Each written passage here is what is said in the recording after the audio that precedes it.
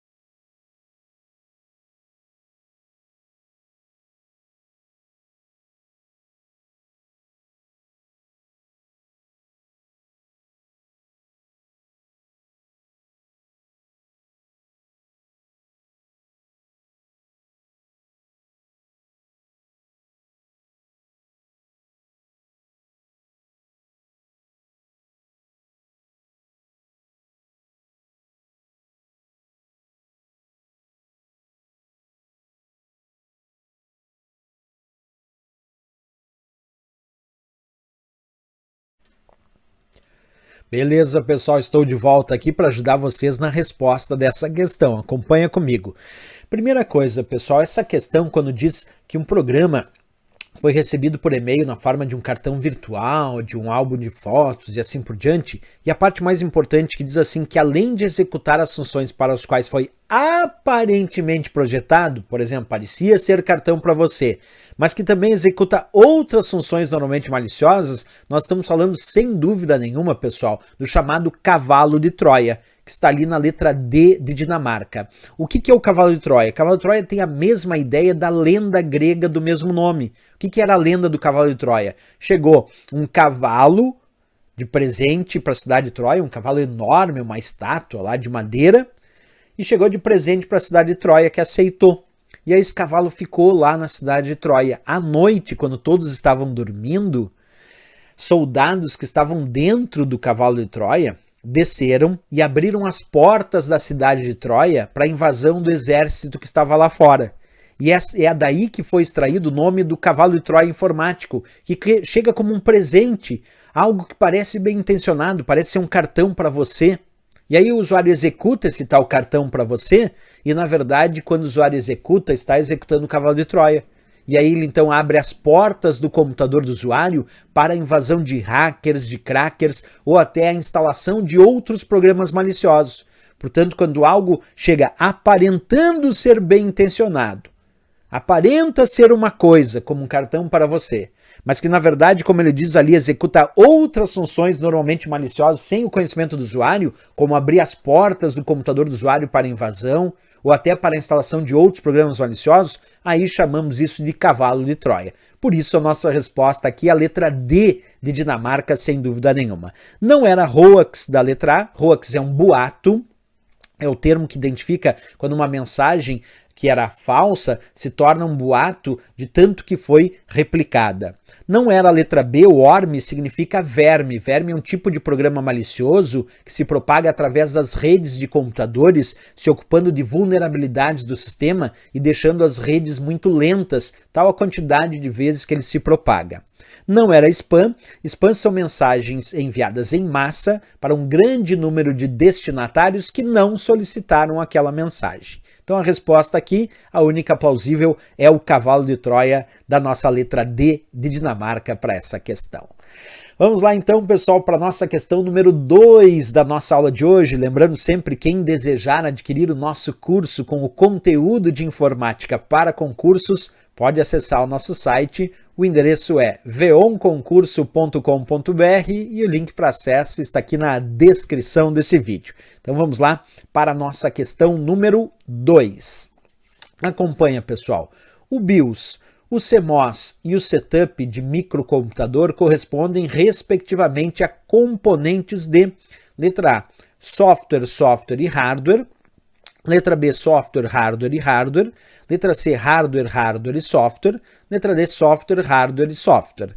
E aí, pessoal, qual dessas alternativas é a correta? Como sempre, 2 minutinhos para vocês responderem e logo eu estou de volta ajudando vocês.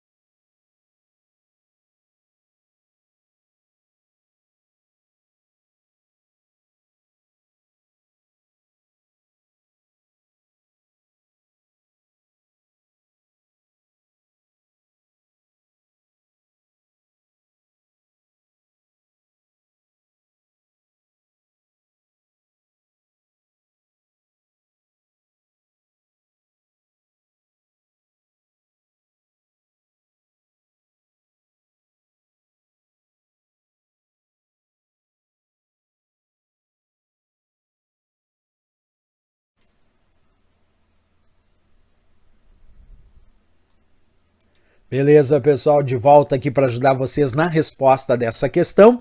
Então acompanha comigo. Vamos descobrir o que é BIOS, CMOS e Setup que está citado aí na questão, né, pessoal? Quando a gente fala sobre o termo BIOS, BIOS significa Basic Input Output System. Traduzindo para o português, vira o sistema básico de entrada e saída. E BIOS, na verdade, é um software, pessoal. O nome já diz. Basic Input Output System é um sistema básico de entrada e saída, é um software que normalmente está armazenado em um microchip lá na placa-mãe, que esse microchip pode ser um microchip de memória ROM ou ainda de memória flash. Então, BIOS é um software que está armazenado num hardware. Repetindo, BIOS é um software armazenado num hardware, quer dizer, armazenado em um microchip de memória ROM ou de memória flash. Mas ele, BIOS em si, é software. E qual é a finalidade do BIOS? Como o nome já diz, sistema básico de entrada e saída, ele serve para fornecer os primeiros dados para a inicialização do computador. Quer dizer, quando eu ligo o meu computador, os primeiros dados que serão processados é do BIOS, do sistema básico de entrada e saída, que serve então para a inicialização do sistema. E uma coisa interessante, quando nós usamos um programa chamado Setup, observa agora, programa de novo, ó, BIOS é software e Setup também é software. Setup ou Setup BIOS é um software que permite ao usuário armazenar as configurações de inicialização que ele alterou. Quer dizer, eu uso o programa Setup para alterar as configurações de inicialização e armazenar essas informações do que eu alterei dentro de uma memória chamada CMOS, que aí sim, CMOS é hardware, porque aí é parte física. Então olha que interessante, o BIOS fornece os primeiros dados para a CPU, para o computador inicializar. O Setup é o software que me permite alterar as configurações de inicialização, que é esse programa que eu estou mostrando para vocês aqui, ó, o Setup. Me permite alterar as configurações de inicialização. E aí, quando eu altero as configurações de inicialização, essas alterações que eu fiz terão que ser salvas em alguma memória. Então, essas alterações, elas são salvas nesta memória aqui chamada CMOS, que é a memória de configuração. E a CMOS é hardware. Percebe? O Setup é software, BIOS é software, mas a CMOS é hardware porque é a memória onde eu armazeno as configurações de inicialização. Então, voltando lá para a questão, falava sobre BIOS, CMOS e Setup. BIOS é o software que inicializa o sistema, é software. CMOS é uma memória que armazena as alterações de inicialização que eu fiz. CMOS é hardware. E Setup é um software para alterar as configurações de inicialização. Então, BIOS é software, CMOS é hardware e Setup é software. Então, ficamos com software, hardware e software. Software, hardware e software nós temos na letra D de Dinamarca, que então é o gabarito e a resposta desta questão. Certo, pessoal? Bem interessante essa questão sobre conceitos básicos de informática, né? Vamos lá então para a questão número 3 da nossa aula de hoje. Vem comigo e acompanhe a partir de agora a leitura dessa questão número 3 que diz assim: VPN é uma tecnologia que usa a internet pública para um link privado de comunicação de dados, certo ou errado? E aí, pessoal, o que vocês me dizem? 2 minutinhos para responder e logo eu estou de volta ajudando vocês.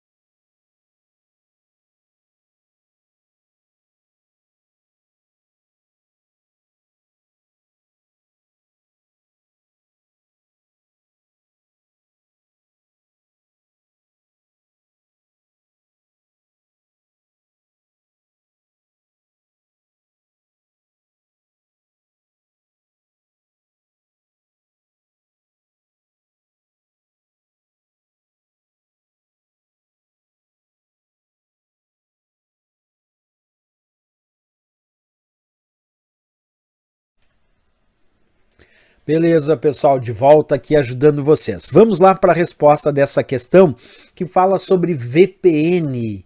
Olha só, quando a gente fala nesse termo VPN, pessoal, VPN vem de Virtual Private Network, que traduzindo para o português significa uma rede privada virtual.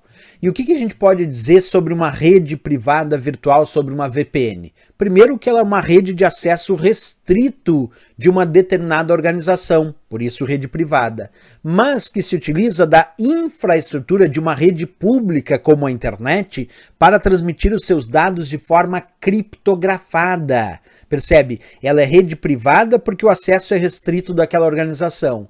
Mas como ela se utiliza da infraestrutura de uma rede pública como a internet para trafegar dados, daí que vem dizer que ela é uma rede privada virtual, porque é privada em relação ao acesso aos dados, mas é virtual porque na verdade usa uma rede pública para transmitir os dados, certo? Importante também saber que esse processo de transmissão dos dados criptografados que a VPN realiza na infraestrutura da rede pública internet cria a ideia de um túnel virtual para trafegar dados criptografados. Por isso que a gente diz que o processo de transmissão dos dados de uma VPN é por tunelamento, onde se cria um túnel virtual dentro da rede pública internet para trafegar dados criptografados específicos daquela organização, né?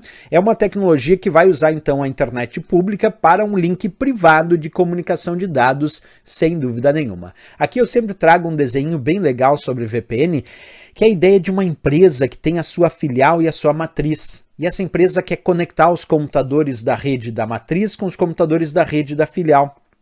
E essa empresa então resolve usar a infraestrutura da rede pública internet para permitir a conexão entre os computadores da matriz e da filial.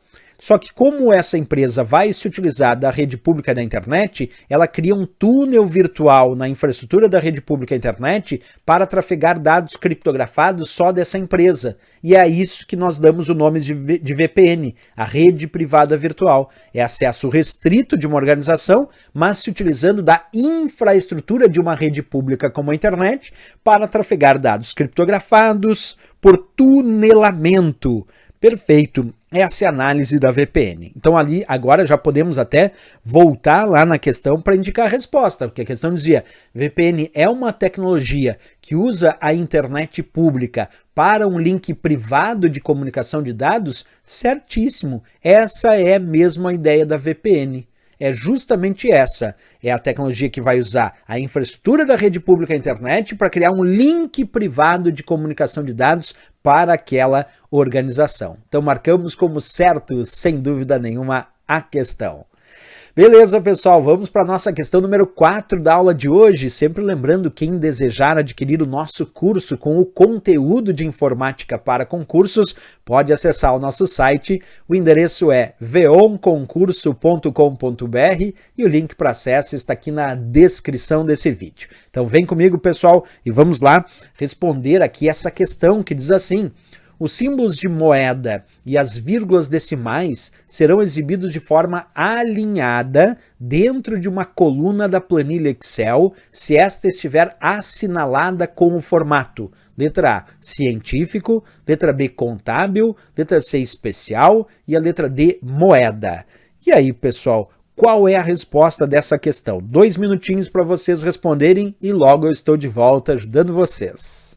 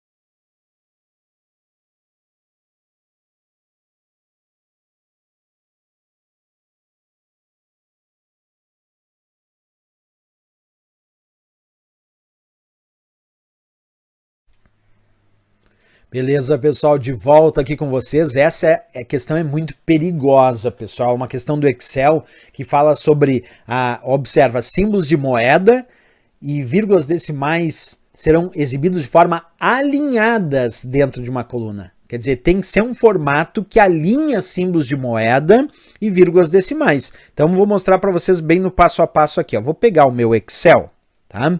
E nós vamos fazer o seguinte agora. Eu vou digitar aqui para vocês duas colunas com diversos valores. 23, 4.567 e 23.897, tá?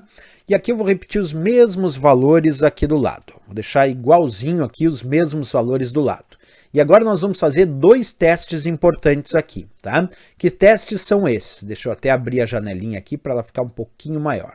Primeiro teste que eu vou fazer é clicar aqui na guia página inicial e observa aqui no grupo número nós temos um botão chamado formato de número de contabilização, que quando a gente clica nesse botão ele formata para o padrão contábil. Observa, vou selecionar esses valores e vou clicar aqui no grupo número da guia página inicial no botão formato de número de contabilização e olha o que vai aparecer aqui em cima onde está escrito geral. Quando eu clicar no botão agora, o que apareceu ali em cima, pessoal, onde está escrito geral? Apareceu contábil no lugar.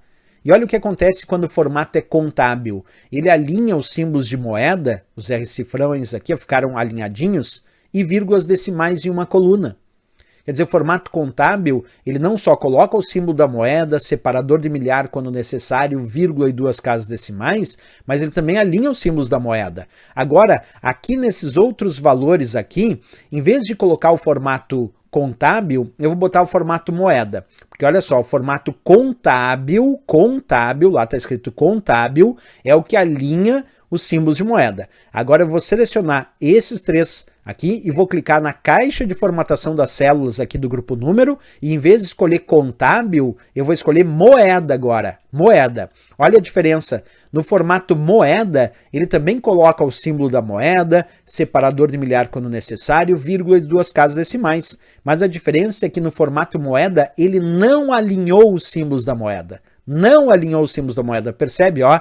Aqui no formato contábil, lá em cima contábil, ó, alinhados os símbolos da moeda. Aqui no formato moeda, não estão alinhados os símbolos de moeda. Então, no formato moeda, não alinha os símbolos de moeda. No formato contábil, alinha os símbolos de moeda. E o que a questão queria? A questão dizia, os símbolos de moeda e as vírgulas decimais serão exibidos de forma alinhada dentro de uma coluna da planilha Excel, se esta estiver assinalada com formato contábil, que nós temos aqui como resposta na nossa letra B de Brasil, como gabarito da questão. Porque a gente bem viu que no formato moeda, que embora ele coloque o símbolo da moeda, o formato moeda não alinha os símbolos da moeda, mas o formato contábil da B de Brasil, de fato, alinha os símbolos da moeda e por isso ele é a resposta e o gabarito desta questão. Certo, pessoal? Ótima questão aí, mas pegadinha perigosa aí pro dia da prova, né? Vamos lá então, pessoal, para a nossa quinta questão da nossa aula de hoje. E já lembrando que quem desejar adquirir o nosso curso com o conteúdo de informática para concursos, acessa lá o nosso site, o endereço é veonconcurso.com.br e o link para acesso está aqui na descrição desse vídeo. Então vem comigo e vamos lá para a nossa questão número 5, que diz assim: com relação ao correio eletrônico, antes de encaminhar uma mensagem, o Microsoft Outlook 2016 compacta todos os arquivos anexos em um único arquivo chamado email.zip, certo ou errado? Bem, pessoal, uma coisa a se dizer, quando a gente envia uma mensagem de e-mail usando o Outlook, para quem não sabe, o Outlook, nesse caso MS Outlook 2016, mas vale também para as outras versões essa explicação, é um programa cliente de e-mail, cliente de correio eletrônico. Ele serve para enviar, receber, armazenar e organizar as mensagens de correio eletrônico. Só que um detalhe, quando a gente envia uma mensagem de e-mail com arquivo, um ou mais arquivos em anexo, e a gente só pede para redigir a mensagem e vai colocando os arquivos em anexo, a princípio o Outlook simplesmente envia a mensagem e envia junto esses arquivos anexados. ele não faz o que a questão disse. A questão disse, ó, com relação ao correio eletrônico, antes de encaminhar uma mensagem, ele disse que o Outlook compacta todos os arquivos anexos em um único arquivo chamado e-mail.zip. O pessoal está errado, ele não faz isso. Ele simplesmente envia o e-mail com os arquivos anexos, cada um deles separados. Ele não faz a compactação automática de todos esses arquivos em um único arquivo compactado. Está errado. Já vamos marcar aqui. O Outlook não faz isso automaticamente. Agora, o que eu só vou comentar com vocês é que se o usuário desejar, antes de enviar um determinado e-mail, vamos supor que eu tenha lá 3 arquivos anexos e eu tenho que enviar esses 3 arquivos em anexo numa mensagem de e-mail. Eu posso, mas aí é por minha conta própria, primeiro compactar esses arquivos, posso inclusive compactar esses arquivos gerando sim um arquivo único com a extensão zip. E aí, depois que eu compacto esses arquivos, gerando então um arquivo único com a extensão zip, eu posso anexar numa mensagem de e-mail e enviar pelo Outlook. Quer dizer, isso eu posso fazer. Ninguém me proíbe pegar lá primeiro compactar 3 arquivos, transformando isso tudo em um arquivo único com a extensão .zip, faço a redação da minha mensagem, vou redigir a minha mensagem e aí vou anexar esse arquivo único e enviar. Pode fazer isso. Agora, por que essa questão ficou errada? Porque ela disse que antes de encaminhar uma mensagem, o Outlook compacta todos os arquivos anexos em um único arquivo chamado e-mail.zip. Errado. Ele, Outlook, por sua conta própria, não faz isso. Quem tem que fazer isso é o próprio usuário usando algum tipo de recurso de compactação, como, por exemplo, alguns programas de compactação, WinZip, por exemplo, ou WinRAR e tantos outros programas de compactação. Então isso pode ser feito? Pode, mas quem vai decidir se faz isso é o usuário, não é o próprio Outlook. Se eu só resolver enviar essas mensagens de e-mail com arquivo em anexo, o Outlook vai pegar esses 3, vamos imaginar que são 3 arquivos, ele vai pegar esses 3 arquivos e enviar separado. Cada um deles separadinho, não vai juntar todos em um único arquivo. Por isso que nós marcamos errado essa questão. Uma coisa é o que podemos fazer, outra coisa é o que ele faz automaticamente e, de fato, essa compactação ele não faz automaticamente. Certo, pessoal? Certo não, né? Aqui marcamos essa questão, então, como errado, aliás, bem importante nesse debate sobre correio eletrônico.